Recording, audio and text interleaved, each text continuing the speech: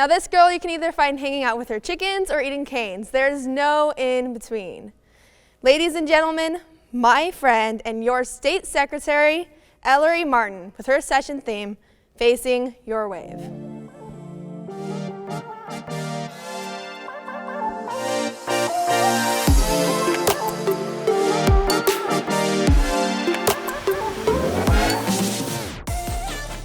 Ever since I was a little girl, I've always loved the beach.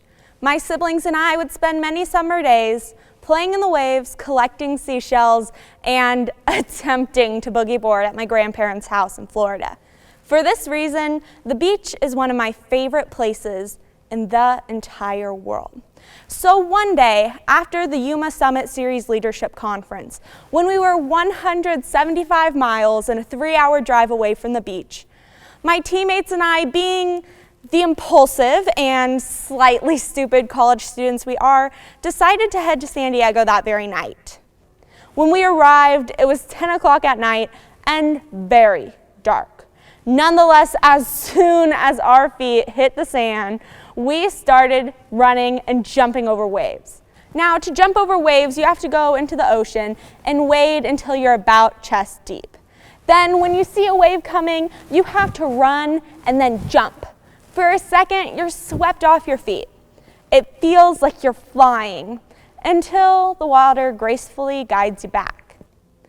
Now, full disclosure, it's kind of terrifying at night because you have no idea how big that wave is. Anyways, after we had conquered a few waves ourselves, I really started to enjoy myself. That did not last long. In the distance, I saw a monstrous wave speeding towards us, big enough to wipe out half of San Diego. In complete terror, I made a mad dash for the shore, but I got swept under. This is it. This is how I died. I swear people drown in the ocean all the time, and it's so dark. Would my teammates ever be able to find my body? My panic lasted a few moments until I resurfaced. No broken bones. I don't think I have a concussion, and besides the small scratch on my shoulder, I'm fine. I'm fine. I smiled with disbelief and happily trotted back to my teammates. When I reached them, Hunter told me the wave wasn't even that big. If I had simply stood my ground, I would have coasted right over it. I felt silly for causing such a fuss. But it's true that in life we tend to run away from things that are scary or things we think we'll fail at. I know I've spent a lot of my life running away from stressful situations only to get myself in more trouble. Our problems do not go away just because we run away from them. Even though I tried my hardest to get away from that wave, I still got swept under. So what if we mustered all the courage we had and faced our wave in life? We could truly accomplish some amazing things. Now, no one understands this more than my mom. You see, she spent the majority of her childhood in the Philippines. Her family moved there for work when she was only a baby. So life in the Philippines was the only life my mom ever really knew. It was her home. However, that didn't last. When she was a teenager, my aunt was about to start college in Texas, and my grandmother wanted to be closer to her mother in Tennessee. So they decided to move back to the States. And my mom thought that this was the end of the world. She had to leave her friends, school, and the only home she's ever really known. When she got back to the States, she felt like an outcast who no one really understood. But as time passed, she graduated, finished vet school, started her career, got married, and had 4 kids. Now she's part of a community that loves her. Turns out that moving back to the States was not the end of the world. After a little bit of time, my siblings and I became high schoolers and middle schoolers ourselves.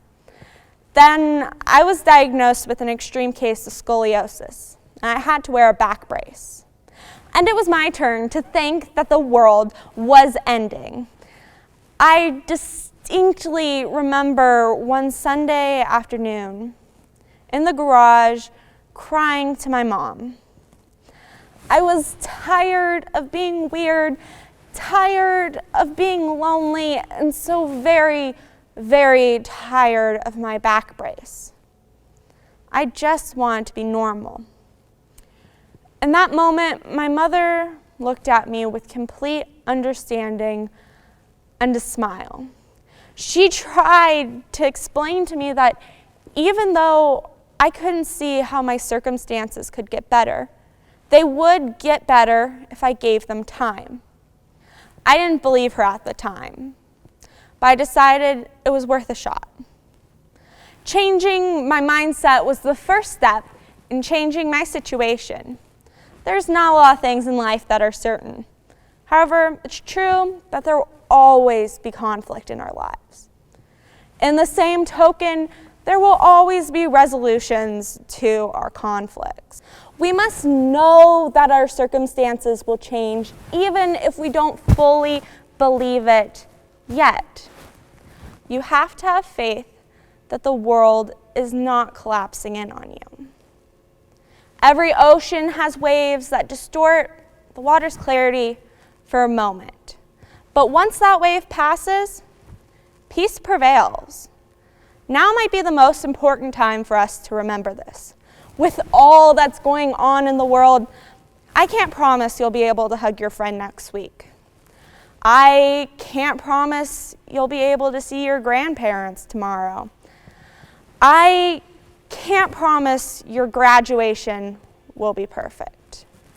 But I can promise that this wave will pass. Keep this truth deep in your heart and begin. Start living like your life will change, because it will. You don't have to believe this yet. You just have to initiate the first few steps.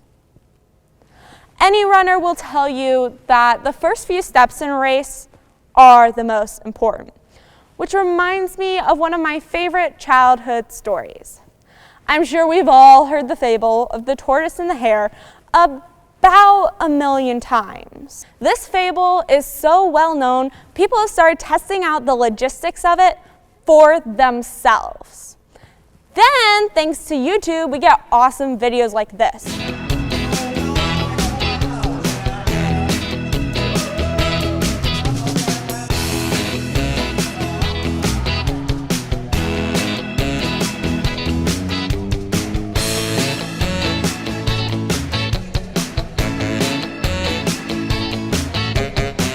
Now, I know what you're thinking. Ugh, Elery, I get it. I have to keep going. I've only heard this story since I was like 5. To which I would say, I'm not sure anyone understood this story when they first heard it. Even as an adult, looking back on it, I don't think I truly understand this story. Whenever I read it, my head is full of 1,000,000 questions. Like, did the tortoise ever actually think he was going to win? I mean, you don't have to be Einstein to realize that physically, a hare can outrun a tortoise. The odds were stacked against him. Another question that comes to my mind is, when did the tortoise realize he had won? Winning must have been an outlandish fantasy in the beginning. However, we know he did in fact win. When did he realize this? Was it after he passed the sleeping hare? Hares can still run pretty fast. It's anyone's game. Was he meters away, a foot away, an inch away, or was it not until his tiny little paw touched the finish line did he realize he had won? In life, we don't get to know when our circumstances are about to change for the better. We don't know if we'll win the race, because we could be seconds away from nirvana. But if we give up, we'll never know. We'll never be able to see our dreams fulfilled. For this reason, even the most futile tasks hold a chance for us to shine. Because when you stick around during the hard times, you get to fully enjoy the good ones. So right now, if you feel like you're drowning, stop running. Turn around and face your wave.